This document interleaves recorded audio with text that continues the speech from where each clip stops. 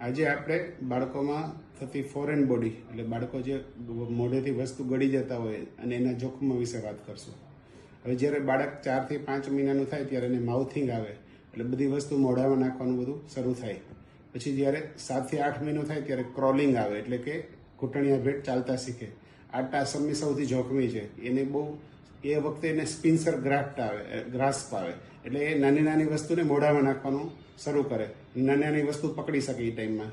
દાખલા તરીકે આજુમાં કંઈ દાણો પડ્યો છે, કોઈ પથ્થરો છે, નાના નાના કોઇન્સ છે, બટન બેટરી છે, સેફ્ટી પિન છે, તમારો લેડીઝના જે ઇયરિંગ હોય એના સ્પોક એટલે જે પેચ કહીએ એ છે, કોઈ મેગ્નેટ છે, આવી કોઈ પણ જોખમી વસ્તુ મોઢામાં નાખતા હોય છે એટલે ગળી જતા હોય છે.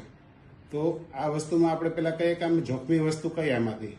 અમુક મોટાભાગની વસ્તુ તો 2 થી 7 દિવસમાં ઝાડામાં નીકળી જતી હોય છે, પણ અમુક વસ્તુ જે શાર્પ ઓબ્જેક્ટ છે જેવી કે સેફ્ટી પિન છે, 2 મેગ્નેટ હોય તો 2 સામે સામે અડી જાય અને આંતરડાની દિવાલને નુકસાન કરે. સૌથી વધારે જોખમી છે બટન બેટરી. બટન બેટરી મોટાભાગે રમકડામાં આવતી હોય છે, તેમજ ઇલેક્ટ્રોનિક્સ ગેજેટમાં આવતી હોય છે, ઘડિયાળમાં હોય છે.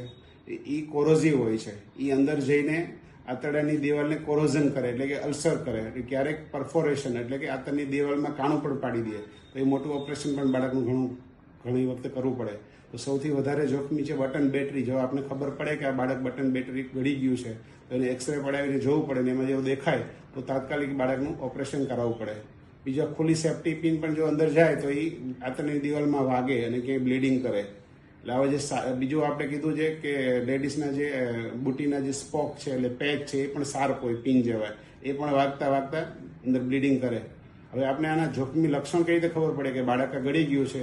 તો જો એ ઉલટીઓ કરે સતત, એને બહુ જ પેટમાં દુખે અથવા પેટ ચડી જાય, એનું આંતરડામાં લોહી આવે, આવું લાગે તો તાત્કાલિક આપણે ડૉક્ટરને સંપર્ક કરવાનો. પણ ગળી જાય એટલે તમારે બાળકોના ડૉક્ટરને એકવાર બતાવી દેવું તો સારું. કોઈ પણ વસ્તુ બાળક ગળે છે ત્યારે તો આપણે આ સાવચેતી રાખીએ. આ બધી વસ્તુ બાળકના જે પહોંચ છે એનાથી દૂર રાખીએ અને બાળકનું ધ્યાન રાખીએ કે બધી મોઢામાં વસ્તુ ગળે નહીં.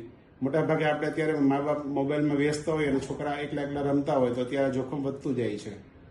તો સાવચેતી એ સલામતી છે. આભાર.